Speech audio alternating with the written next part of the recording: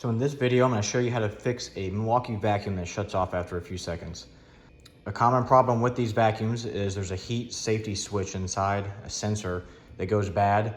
And what I'm going to do in this video is I'm going to bypass that. I would recommend instead ordering the part, and I'll put a link in the description and in the comments for that part so you can replace it. If you decide to follow the steps in this video, do so at your own risk. I don't recommend it, but I am going to do that to fix my vacuum. So me and my wife both love this M18 vacuum from Milwaukee. However, it only works for a few seconds and then it shuts off. But in this video, I'm gonna take it apart and see if we can get it fixed.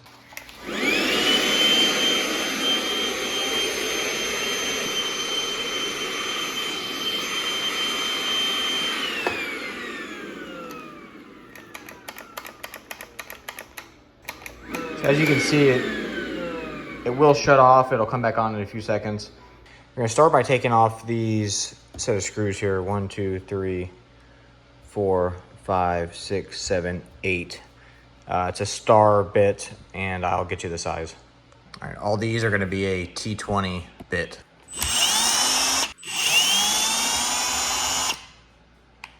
All right, so this is the last screw I gotta get out. I believe this top should come right off now.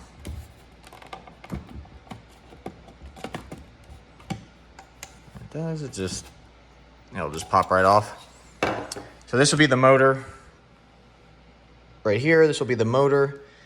Looks like these are the positive and negative coming in from the battery to the motor. So let's take this off and see what we got underneath.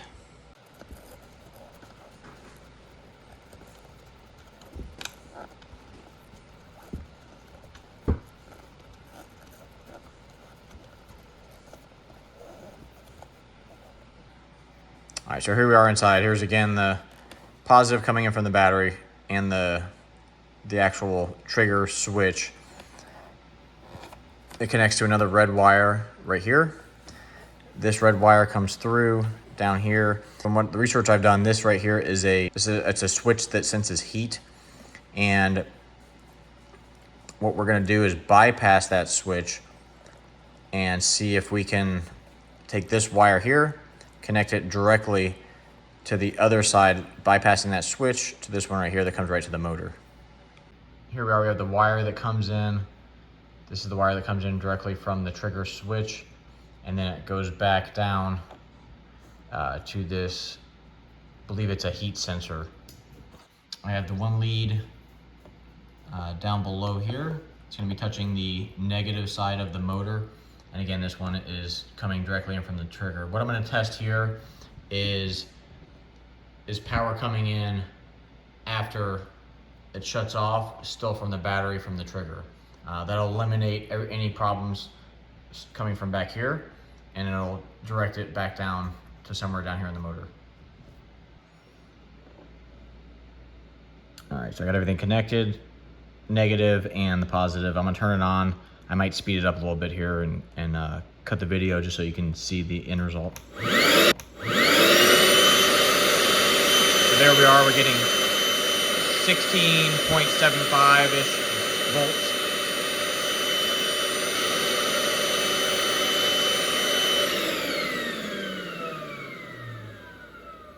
All right, so everything's shut off. I still have the trigger pulled, and you can see we're still getting 17.48. Okay, so now what I got set up is I'm gonna have the leads directly on the motor, on the positive and the negative side. All right, I'm gonna pull the trigger, and we'll watch what happens after everything shuts off.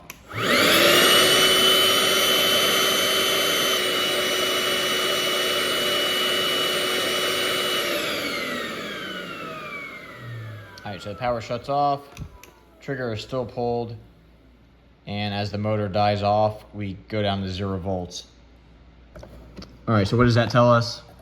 What that tells us is when we have the trigger pulled, power is still coming into here, even when it shuts off.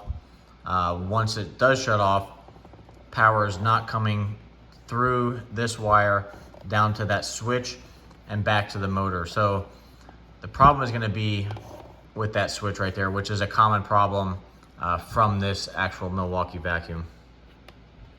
All right, what I'm gonna do is take this wire, connect it directly to the wire here and bypass the switch down there. I was actually able to get a set of pliers down inside where that switch is located and just kind of gently wiggle it out. And now I have everything together here. Still gonna go ahead and cut it on the side of the motor right here and connect it again directly to the switch here from the trigger switch.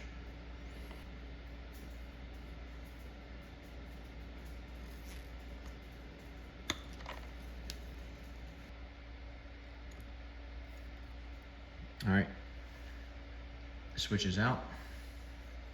So now again, I have my two wires coming from the trigger switch.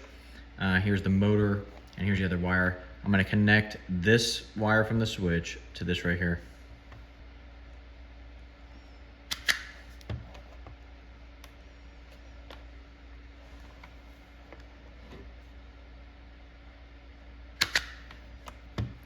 This is just a cheap butt connector. It's all we need. This thing isn't gonna be outside in the water or anything, so slide this on here.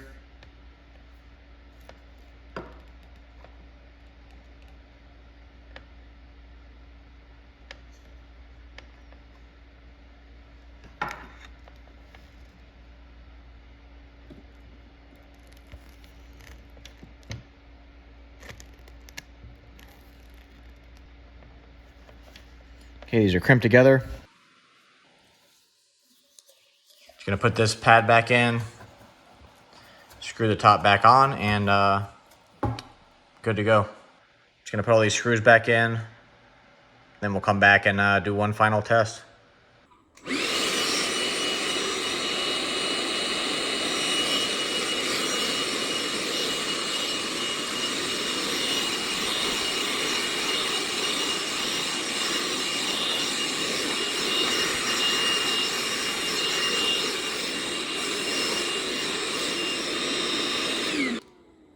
So there you go, this fixes the problem. So thanks guys for watching. Like and subscribe, and if you have any questions about this, leave them in the comments.